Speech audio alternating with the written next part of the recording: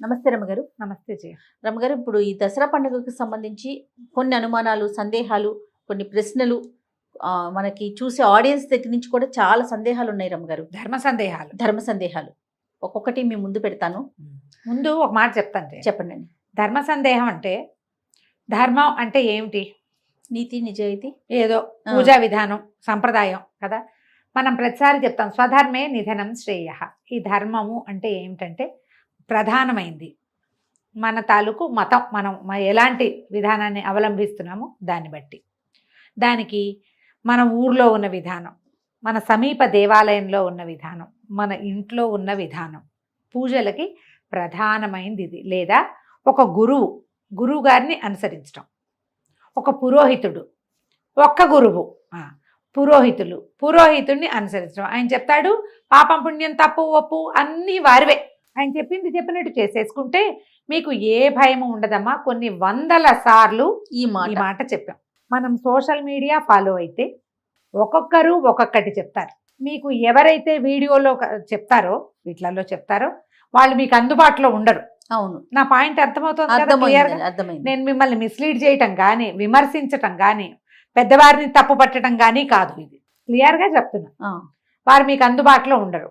మీకు ఈ విధానంలో వందల అనుమానాలు వస్తాయి. అవును, ఎందుకంటే అది మీది కాదు, ఆయన ఎవరో చెప్పింది చేస్తున్నారు మీరు. అప్పుడు మీరికి ఎంత భయంగా ఉంటుందమ్మా కదా. అవును రాము గారు. అందుకని వాటికి వెళ్ళకండి. మీకు అందుబాటులో ఉండే వాళ్ళ చెప్పింది చేసుకోండి. తప్పకుండా. పూజల్లో ఎందుకంటే మీరు భయపడి జీవితాన్ని దుర్భరంగా చేసేసుకుంటున్నారు చాలా మంది. ఆ కాంప్లికేషన్ జోలికి వెళ్ళద్దు. ఇప్పుడు మన డౌట్లలోకి వద్దాం. కలశం పెట్టుకుంటాం కదండి, కలశానికి ప్రత్యేకించి ఏమన్నా పూజ చేయాలా, నివేదన పెట్టాలా, ఎలా అసలు కలశాన్ని మనం ఎలా తయారు చేసుకోవాలి? దేవి భాగవతంలో కలశం గురించి ఒక వివరంగా చెప్తారు జయ. ఒక చెంబు, పాత్ర కాదు, చెంబు. కలశము అంటేనే చెంబు, పైకి మెడ దగ్గర సన్నగా ఉండి ముఖం దగ్గర ఇట్లా వెడల్పుగా ఉండేది కావాలి కలశం. అది రాగి, వెండి, ఇత్తడి. మన ఇవి కుదరకపోతే మట్టి బహుశ్రేష్టం, అది కూడా పెట్టుకోవచ్చు. ఈ పెట్టుకున్న పాత్రని శుభ్రంగా ఉండాలి, అది బాగా చక్కగా తోమి పసుపు రాసి బొట్టు పెట్టి దాంట్లో జలం కానీ ధాన్యం కానీ నింపాలి. జలము లేదా ధాన్యము, నీరు, ధాన్యం. అక్షతలు వేయాలి, పసుపు కుంకుమ కూడా వేసుకోవచ్చు. దానిపైన పంచ పల్లవాలు అంటే అండి మర్రి, రావి, జువ్వి, మేడి, మామిడి 5 ఇవి పెట్టి దాని మీద ఒక నారికేళం, ఒక కొబ్బరికాయని పెట్టి దాన్ని అలంకరించి మనం ఏ స్వామినైతే పూజిస్తున్నామో, ఏ అమ్మనైతే పూజిస్తున్నామో ఆమెను అందులో ఆవాహన చేసుకోవాలి. ఓకే. అయితే ఇప్పుడు మర్రి, రావి, జువ్వి, మేడి ఇవన్నీ దొరకవు. మనకు సులువుగా దొరికేది ఏమిటి? మామిడి. తమలపాకులు పెడుతున్నారు చాలా మంది. అవునండి, తమలపాకులు చెప్పబడలేదు, మామిడి చెప్పబడ్డాయి.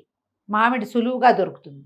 ఈ మామిడి ఆకులు పెట్టి దాని మీద కొబ్బరికాయ పెట్టుకుంటాం. దాన్ని అలంకరణార్థం వస్త్రం ఏదైనా చక్కగా మడత పెట్టి దాని మీదకి పెడతాం. దానికి బొట్టు పెట్టి అలంకారం చేసుకుని మనం ఏ స్వామిని పూజిస్తున్నామో సత్యనారాయణ స్వామి వ్రతాల్లో చేసుకుంటాం. ఇందులో సుగంధ ద్రవ్యాలు వేయాలి ఈ కలశంలో అని చెప్పబడలేదు. సుగంధ ద్రవ్యాలు వేస్తారు, ఏలక్కాయలు, బెల్లము అవి ఇవి కదా వేసుకుంటున్నారు చాలా మంది. అది చెప్పబడలా.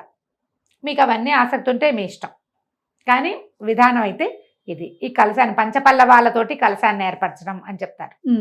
ఈ కలశంలో ఉన్న జలం మన పూజ అయిపోయాక, ఒకవేళ నీరుంటే కలశంలో ఆ నీరు మన పూజలు అయిపోయి 9 రోజులు పెట్టుకున్నాం అనుకో, 9 రోజులు పెడితే ఇప్పుడు నేను పైదాకా నీరు పోసి దాని మీద కొబ్బరికాయ పెట్టామనుకో, ఆలోచించండి, ఈ తడి తగిలి కొబ్బరికాయ పాడవచ్చు కదా. అవును. 9 రోజులు ఉంచుకుంటాం. ఈ దసరా 10వ రోజును తీస్తాం, లేదా 9వ రోజు రాత్రే ఉద్వాసన చెప్పి తీసేస్తాం. నాని కొబ్బరికాయ ఏదైనా ఇబ్బంది అవుతుందేమో చూసుకోండి. బియ్యమో ధాన్యమో అయితే ఏమో ఇబ్బంది ఉండదు. ఒక రోజు అయితే మనం 3 రోజులైనా కొబ్బరికాయ నీరు పోసి పెట్టుకోవచ్చు. గంగాజలం పోయటం చాలా శ్రేష్టం. అంత గంగాజలం ఉండాలిగా మన దగ్గర. అదే కదా. అక్కడి నుంచి అయిపోయిన తర్వాత జలాన్ని ఇంట్లో మనం పవిత్రం చేసుకుని మన ఇంట్లో చల్లుకోవటం, మొక్కల్లో పోసుకోవచ్చు. బియ్యం గనక పోస్తే చక్కగా వండేసుకోవచ్చు, ఏమీ భయం లేదు. అది ప్రసాదంగా భావించద్దు, వండుకొని మనం తినచ్చు. అక్కడి నుంచి ఈ కొబ్బరికాయ ఏం చెయ్యాలి?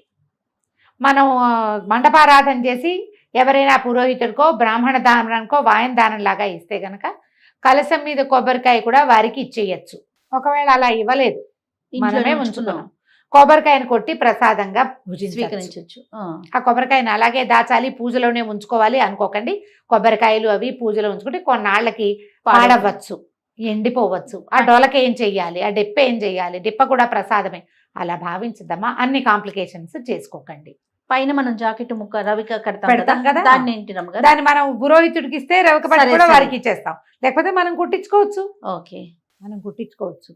కలశం పెట్టుకునేందుకు సింపుల్ విధానం ఇది. అక్కడి నుంచి కలశం పెట్టుకుంటామా, పెట్టుకున్నప్పుడు ఏం చేయాలి, మనకి మన సత్యనారాయణ వ్రతంలో చెప్పినట్టుగానే ఒక చిన్న ప్రతిమా విశేషం ఏదైనా, ఒక చిన్న ప్రతిమ కానీ అమ్మవారిదో దుర్గదో లక్ష్మిదో ఎవరుంటే మన దగ్గర చిన్న ప్రతిమ పెట్టుకుని ఆ ప్రతిమా స్వరూపానికి చేసుకోవాలి. ఆ ప్రతిమకి మనం పూజ చేసుకోవాలి. ప్రతిమకి ఇప్పుడు కుంకుమ పూజ, ఇంత కలశం మీద ఇట్లా కుంకుమ చల్లలేం కదమ్మా, కాబట్టి చిన్న ప్రతిమ కనుక పెట్టుకుని ఆ కలశం పెట్టి కలశం దగ్గర ప్రతిమా విశేషం పెట్టుకుని మనం గౌరీదేవిని పెట్టుకోవచ్చా, గౌరిని పెట్టుకోవచ్చు, గౌరిని పెడతాం. గౌరితో పాటు ఒక చిన్న ప్రతిమ పెట్టుకుని, ఇప్పుడు నువ్వు అభిషేకం చేయాలనుకుంటావు, కలశానికి చేస్తావా, చేయలేము.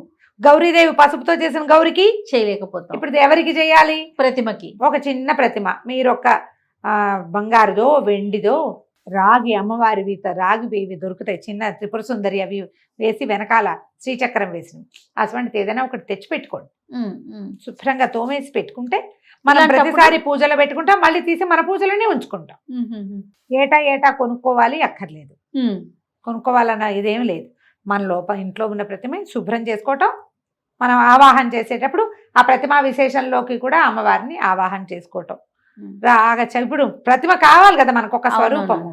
ఆవాహన అంటే ఒక విషయం అమ్మగారు, ఇప్పుడు మనకి బయట ప్రతిమలు కనిపిస్తా ఉన్నాయి, కలశం మీద పెట్టడానికి అమ్మవారి ముఖంతో చక్కగా మొత్తం పూర్తిగా అన్ని ఉన్నట్లుగా, ముఖం కళ్ళు ముక్కు అన్ని శరీరవయవాలతో ఉన్నట్లుగా కనిపిస్తా ఉన్నాయి.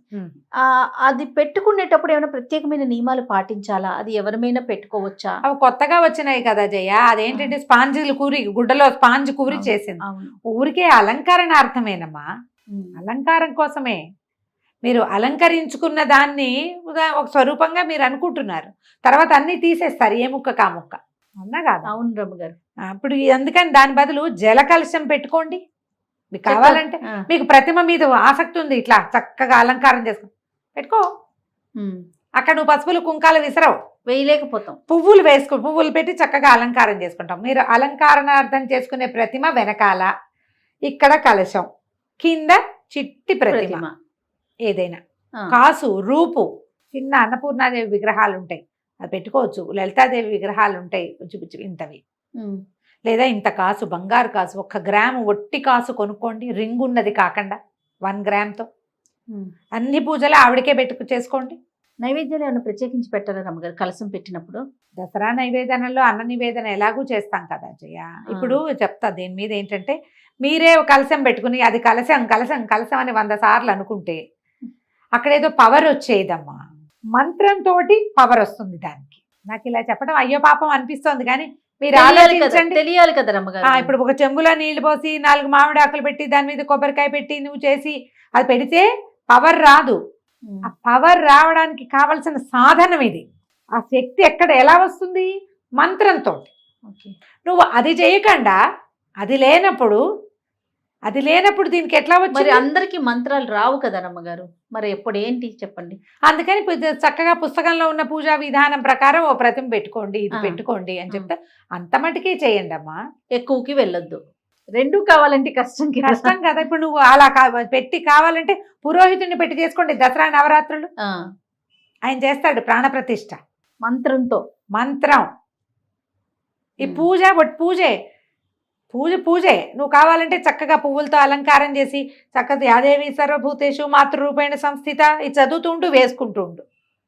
చదివిన దాని ఫలితం వేసిన దాని ఫలితం తప్పకుండా వస్తుంది, అంతే కదా. చక్కగా స్తోత్రాలు చదువుకోండి. ఈ కలశము ఆవాహన లాంటివి పెద్దవి రానివి వచ్చా మీరు హాయిగా చేసుకోండి, మీకు ప్రశ్నలే ఉండవు. వచ్చిన వాళ్ళకి బాధ ఏముంది, అంతేగా, బాధ లేదు కదా. ఇది చెప్పాలనిపిస్తుంది జయ. ఏంటంటే మేము కలశం పెట్టి పూజ చేస్తాము అలాంటివి చెప్తూ ఉంటారు అందరూ. కలశం పెట్టుకోండి అని చెప్తారు పెద్దవాళ్ళు కొంతమంది. దాన్ని చేసేయాలనిపిస్తుంది, అది ఎట్లా చేయాలో తెలియదు. ఏదో చేయటం వల్ల మనకి ఏదైనా వచ్చేస్తుంది అనుకోవద్దు. చేసేది శ్రద్ధగా చేయాలి. డాంబికానికి పోవద్దు. డంబాచారంతో గ్రాండ్ అని చేసే దాంతో ఫలితం రాదు. ఓకే, మీరు చేసే కాస్త చిన్నది ఎప్పుడూ చేసుకునేది రెగ్యులర్గా, శ్రద్ధగా, నియమంగా, ఆసక్తితోటి, ప్రేమతోటి, భగవంతుడి మీద నమ్మకంతో చేస్తే సరిపోతుంది. నువ్వు ప్రేమతో డంబాచారం చెయ్యవు. నువ్వు డంబాచారం ఎప్పుడు డంబం కోసం, గొప్ప కోసమే చేస్తావు. అంతే, కరెక్ట్ అండి కదా. అవునండి. ఆలోచించి దిగండి దేంట్లోకైనా. చక్కగా ఓ పురోహితుని ఏర్పాటు చేసుకుని చేసుకోవచ్చమ్మా. ఎంత బాగుంటుందో.